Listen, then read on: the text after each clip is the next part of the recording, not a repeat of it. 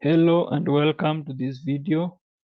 I have prepared a revision material for KCPE 2023 as we are approaching that for you who is going to tackle KCPE 2023 so that you can revise smart and get well prepared for the coming exam later in the year. So as you go through this video, I welcome you as you view. Hit subscribe and like, also comment. As you subscribe, anytime I post a new video, you'll get a notification and it will help you in tackling social studies 2023 KCPE questions that are going to be tested. So welcome and let's go together as we look at what we expect and what has been tested. So in this video, I have prepared, this is KCPE Social Studies prediction areas to be tested in this year. So what we need to know, let us see the distribution of social studies questions in KCPE. So you realize social studies has got 9 units. So the first unit is physical environment. We expect 10 to 12 questions. People and population, we expect 8 to 10 questions. Social relations and cultural activities, 6 to 8 questions. Resources and economic activities, 15 to 20 questions. Political development and systems, 12 to 15 questions.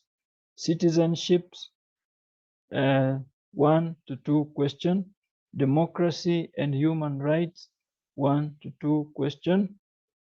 Law, peace, and conflict resolution, 1 to 2 questions. Government of Kenya, 5 to 6 questions.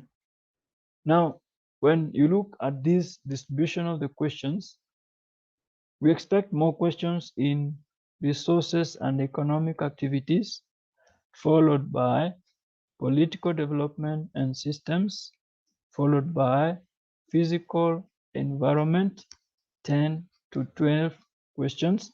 So when you see these 3 areas, they have the majority, actually above 10 questions. And then we also have people and population, which is 8 to 10. So if you could take more time in revising these topics, then be sure that you are going to do well.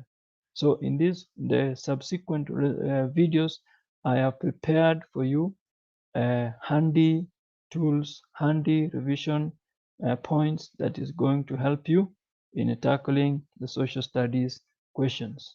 So we are going to begin with map work. We are going to begin with map work, and I hope this video is going to be of benefit to you.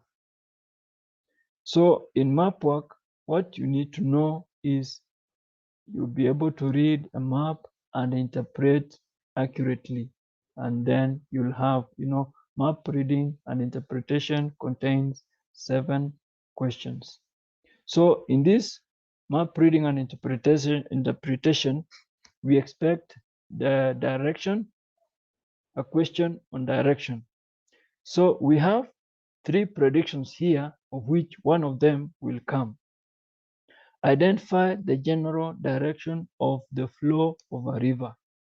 You'll be asked to identify the general direction of the flow of a river, or identify the direction of the rising or sloping of land in the map, or identify the highest or lowest point in the map. So these areas are likely to be tested. I also prepared an explanation for you and also questions how they have been tested in the last few 5 to 7 years. So identify the general direction of the flow of a river. That was our first prediction. Now, what are you supposed to do? Or how do you identify this? The direction of tributaries as they join the main river can be used to identify the main direction of flow of the river. So that is one point you need to know how to identify. Like now in this river, this is River Ndeka. The tributaries are these small rivers that join to make the main river. These are tributary, tributary, tributary, tributary, tributary. They join to make one river. Here, this is a delta. And then it finishes into the water or a bigger water body. So the tributaries will help you to identify the direction of flow of a river. An example of a question, this is KCPE 2016. The map was Changa area. It was representing Changa area. And the question was number 2. River Tope flows from River Tope. River Tope is this one.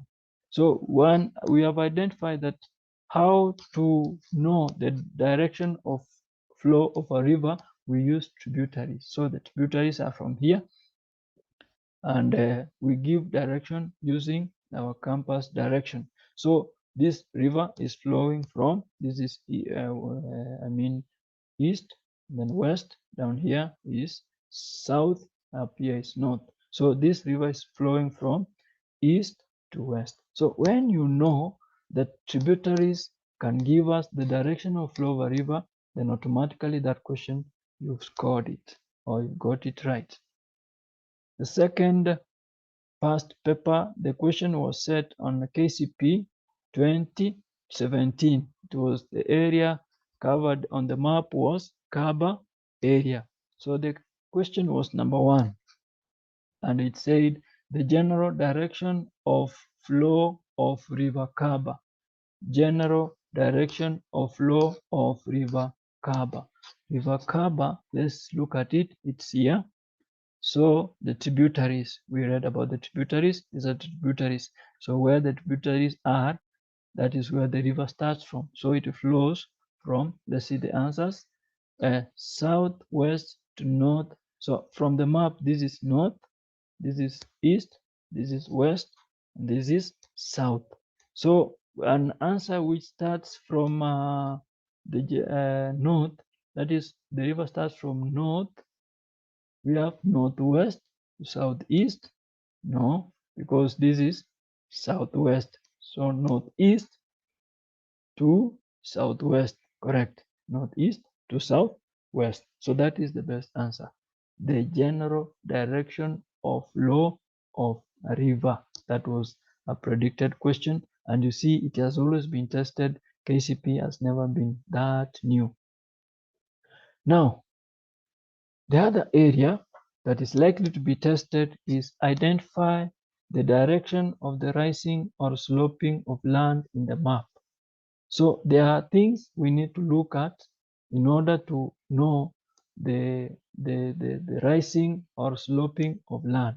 So here we need to know a high place and a low place. Basically, that is all about rising and sloping. So we have highland.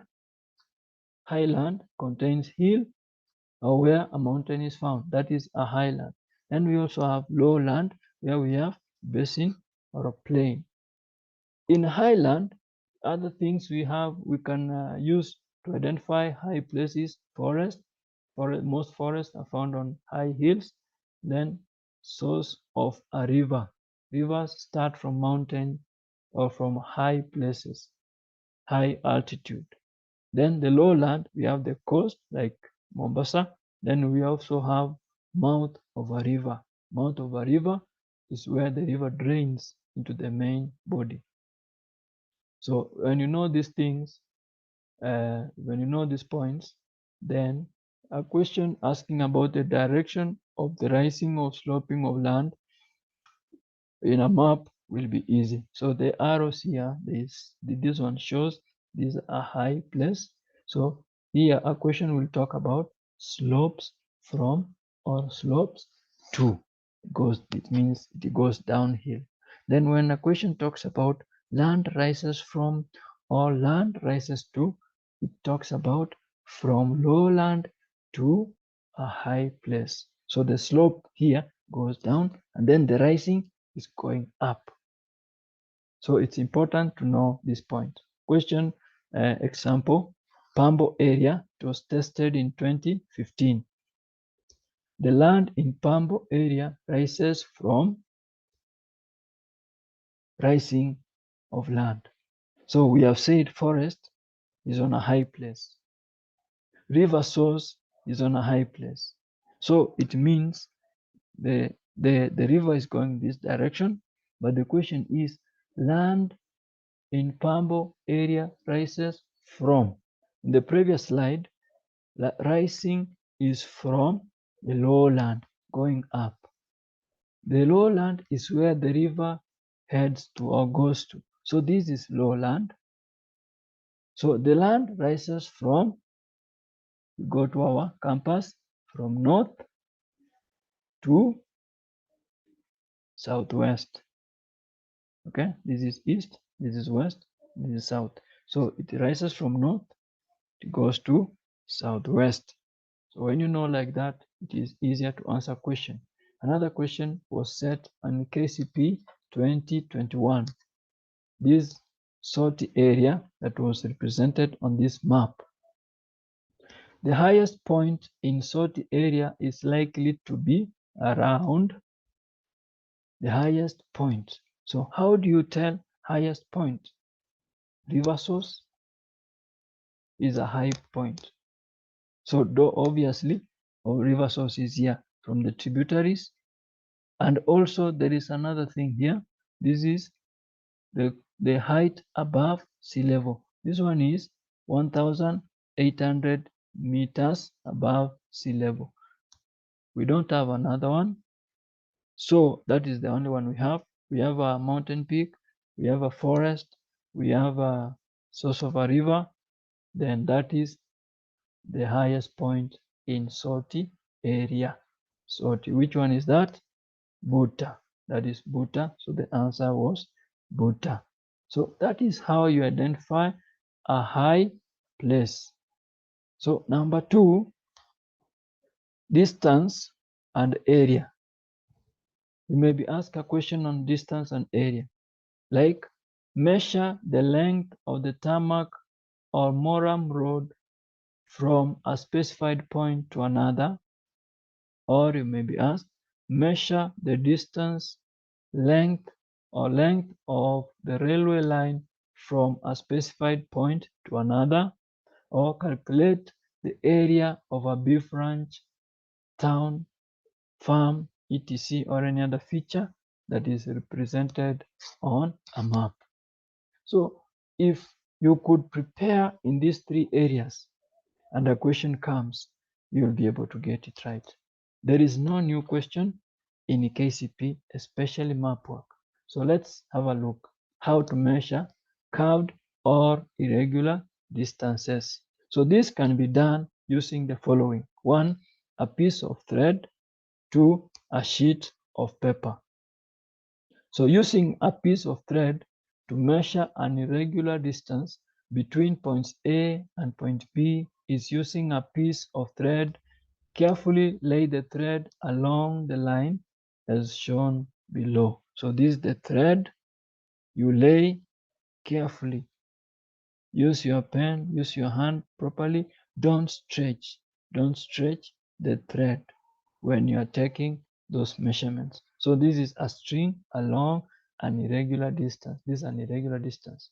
After doing that, take the measure the thread along the linear scale. After you've taken, you've laid the piece of thread along the area that you, or the line that you want to measure. Now take it to the scale. This is the linear scale, and take the reading. Note, do not overstretch the string when measuring it on the scale. So always make sure that you do your measurements more than once in order to obtain an accurate answer. So that is how you go about using a thread. You can also use a paper. Using an edge of a paper, I encourage my learners to use a paper because a paper does not stretch, and if you fold one edge, it will be the most straight edge you can use. So a piece of paper can be used to measure the length of an irregular distance along a road, railway, or river. This is done in the following way. 1. Find a straight edge of a paper. 2. Using a pencil, mark off the straight sections of the distance to be measured. 3. To measure the distance between the 2 points, place the paper at the start and mark off the points on the sheet of paper. Slowly move the paper along the line, marking off the straight sections until the end point is reached. Number 4, transfer the marked paper onto the linear scale, then read off the distance in kilometers. So this is an illustration. So the diagram shows how to measure irregular distance using a sheet of paper systematically. So this is what you're supposed to measure. Mark the bends. After you've done that, bring your piece of paper. So this is a piece of paper. You start from C, mark the starting point. So as you reach the bend, make a mark, and bend, turn the paper. When you reach the next bend, make a mark on the edge of the paper. Then after you've done that, then put your paper on the linear scale and read the measurement of the area that you measured. Example of a question, KCPE 2017, to cover area. The approximate length of the railway line shown on the map is approximate. So the railway is from here up to this point. You realize that measuring measurement questions, they use approximate. So there could be slight differences. So you have to be very keen when you are taking the measurement. So you will measure, as we have said, you place your piece of paper here, your thread, follow it. When you finish, then bring your paper on the linear scale, then take the reading. So if it exceeds 10 kilometers, go back to 1 and then take the other readings. So that is how we go about measuring distance on a map. Another question was set of our area, that was KCPE 2020. What is the approximate length of the tarmac road from the bridge to the western edge of the map? Approximate length of the tarmac road from the bridge